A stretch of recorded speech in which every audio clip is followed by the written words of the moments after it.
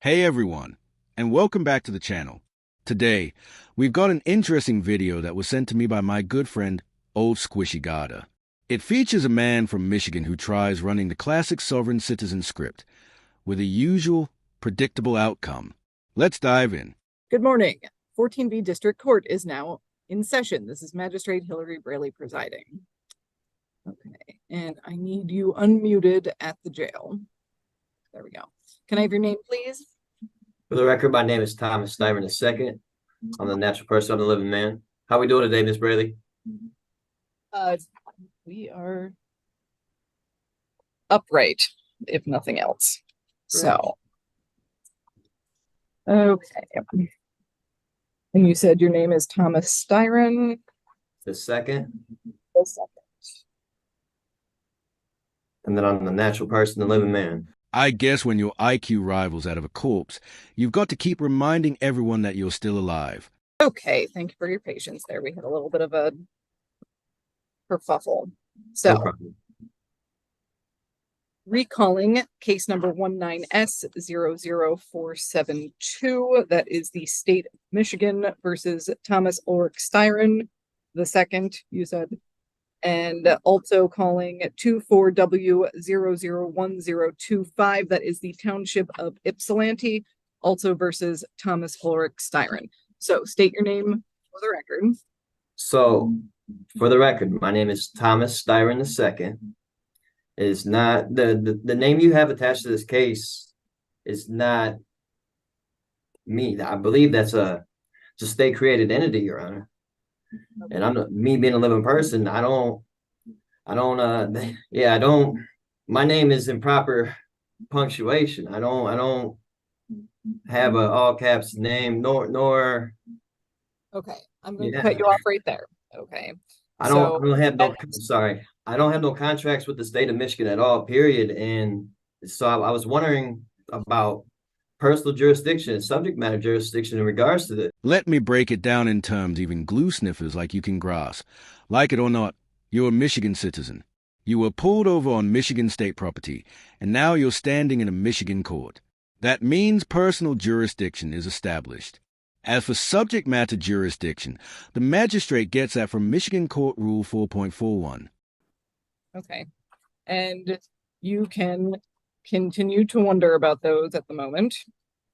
What I am doing, you have a show cause hearing on the matter ending in 472, which is the retail fraud charge. I'm showing a balance of $210 on that. And then what you're being arraigned on, that is what I am here to explain the charge against you, is a citation issued on April 2nd, 2024 at 9:24 in the evening. That charges that you operated a motor vehicle on North Ford Boulevard at or near Russell Street with no license on your person. Do you comprehend the charge against you? I do not. I don't even own a license. I canceled my license years ago. So I guess we can go ahead and enter a guilty plea on his behalf for driving without a license, since he's clearly not going to figure it out himself. Okay.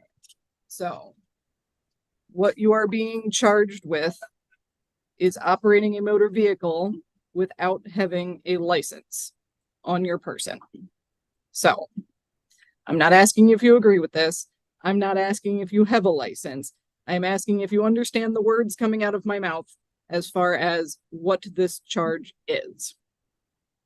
The charge is accused me of not having a driver's license on my person, correct? Correct.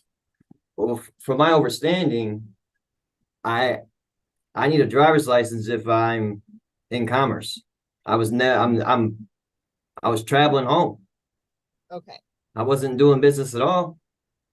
And also from my understanding, I don't need a license to do that.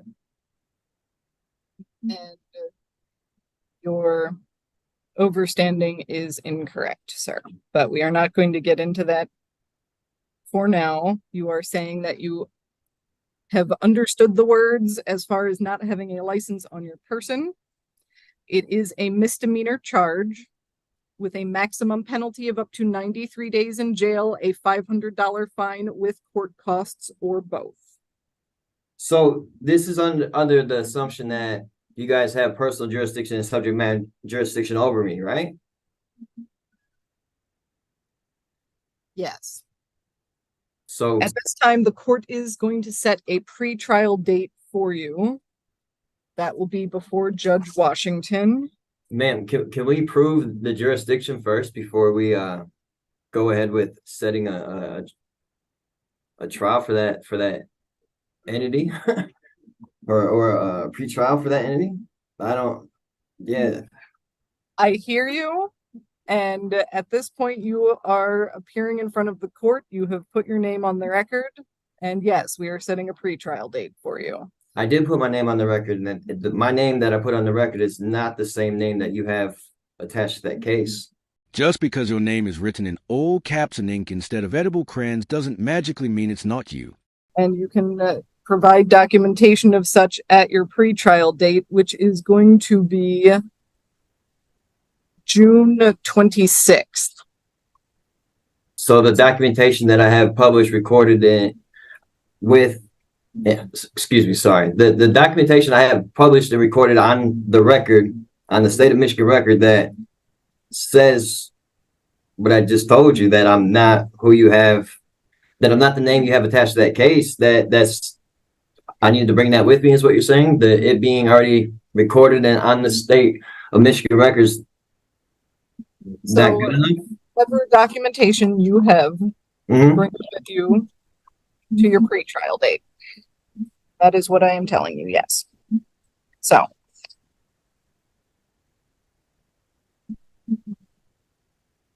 And again, that court date, June 26th? Okay, will be June 26th at 9 a.m. before Judge Washington. The court will enter that you are standing mute to all charges at this time.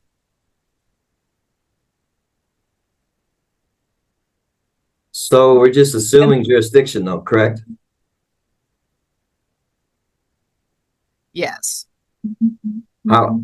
From No. my understanding, And that has to be proved before we even proceed with anything else. Am I wrong? Yes, you're wrong. And thankfully, nothing in this world depends on your understanding of anything. you are not correct. The court will also set a personal recognizance bond in this matter. Basically, you are promising to show up for that June 24th court date at 9 a.m. over Zoom before Judge Washington, where you will have your pretrial. Okay, so at this point, your hearings are concluded. You are free to stand up and tell the jail that you are finished. So I need to be there under threat, duress, coercion of going to jail? No, you need to be there because the court ordered you to be there. That threat, duress, and coercion you're feeling? Yeah, that's just your straw man whispering to your so-called living man. We're not going back to jail, so get your ass back to court. All right, that's the end of the video. He was granted a PR bond, but he was also being held on a monetary show cause, so I'm not entirely sure if he actually got out. What I do know is we've got his next court date, and you better believe I'll be covering it. Huge thanks once again to Old Squishy Gardner for sending me this clip. If you're into court drama and sovereign citizen chaos, you should definitely check out his channel. If you enjoyed the video, hit that like button. If you didn't, hit dislike. Either way, leave a comment below and make sure to subscribe with notifications on so you don't miss any of my content.